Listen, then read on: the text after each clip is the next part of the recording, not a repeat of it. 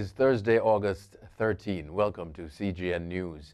Hugh Todd, newly appointed Minister of Foreign Affairs and International Cooperation, has tested positive for COVID-19. This according to President of Guyana, Irfaan Ali. Ali, in making the announcement, said Todd came in contact with a positive patient. The President revealed that all government ministers underwent a COVID-19 test and have been instructed to work remotely until they receive the results. Todd was sworn in as the minister on August 5.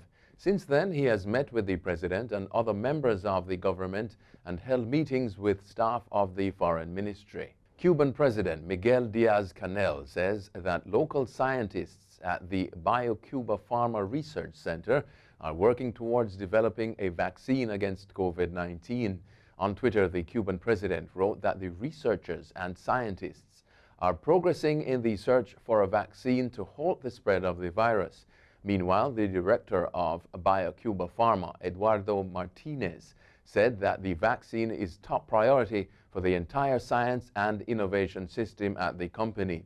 Cuba has been experiencing an outbreak since the end of July. On Wednesday, the Health Ministry reported 35 new positive cases of COVID-19, bringing the tally in the Spanish-speaking Caribbean island to 3,128.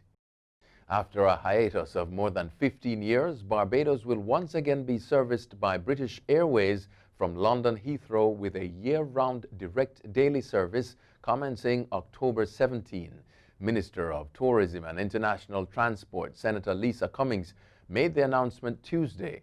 Cummings said for more than 15 years, Barbados has been engaging British Airways on the re-establishment of London Heathrow as the gateway to the island following the retirement of its Concorde service. Cummings expressed joy in finally seeing it all come to fruition and said it will open doors for growth opportunities in cities and continents which were once out of the island's reach. The Ministry of Justice has received funding of £1 million from the United Kingdom Department for International Development for continuation of the Unification of Prosecutorial Services project in Jamaica. Portfolio Minister Delroy Chuck and Country Representative of the DFID, David Osborne, signed a Memorandum of Understanding for the support at the ministry's offices in Kingston on Tuesday. The funds will go towards strengthening the country's anti-corruption framework by building the capacity of select institutions to improve accountability and transparency. Overseas now, the grandmother of Michelle Bolsonaro, First Lady of Brazil, succumbed on Wednesday to the COVID-19 infection she had been battling for almost a month.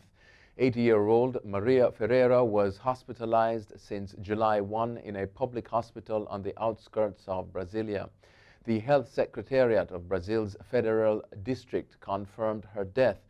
President Bolsonaro, who has since recovered, and Michelle Bolsonaro were both diagnosed with COVID-19 last month.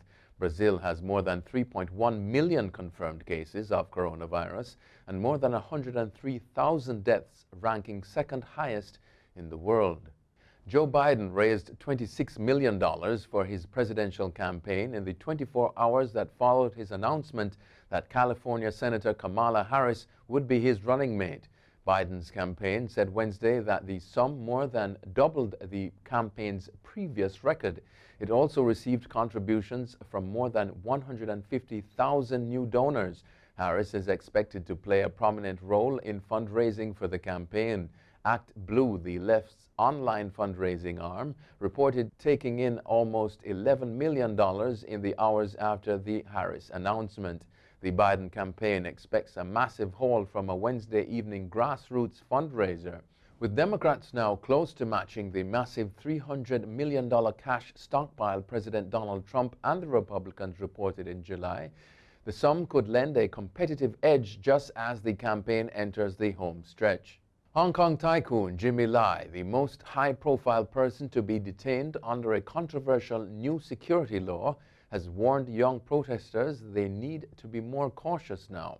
Lai was arrested on Monday and his newspaper offices raided by hundreds of police in scenes that shocked many. Speaking after his release on bail, Lai told the BBC he believed his arrest was just the beginning. Lai, who has been a prominent pro-democracy voice and a supporter of protests that erupted last year, owns Apple Daily, one of Hong Kong's most read newspapers. Namibia President Hage Geingob says his government has turned down Germany's offer for compensation for colonial-era killings, calling it not acceptable. Geingob said in a statement that Germany has continued to call efforts to seek redress with the government and those affected in the conflict healing wounds instead of reparations. German troops killed up to 80,000 of Herero and Nama people in the southern African country between 1904 and 1908 in response to an anti-colonial uprising, according to the United States Holocaust Memorial Museum. The bloody conflict happened when the Herero indigenous people revolted against colonial troops over land seizures. Germany, which today gives development aid to Namibia, offered its first formal apology for the conflict in 2004. Today is National Left-Handers Day, a celebration founded by the Left-Handers Club to honor their lefty styles. Now in its 17th year, the day has been celebrated with right versus left sports matches, left-handed drinking events, and other activities, the club says. In honor of the day, CNN provided some tidbits about sinistrality. Sinistrality is the formal name for left-handedness and carries quite a history. It's based on the Latin word sinistra, for on the left. But as time wore on, it began to accumulate associations with evil that persist today. Throughout the ages, left-handedness has been associated with weakness, impurity, or evil. Today, few would consider the left-handers evil, but they do have to endure numerous inconveniences of a right-handed world. That's it for CGN News. I'm Scott Wilson. Thanks for watching.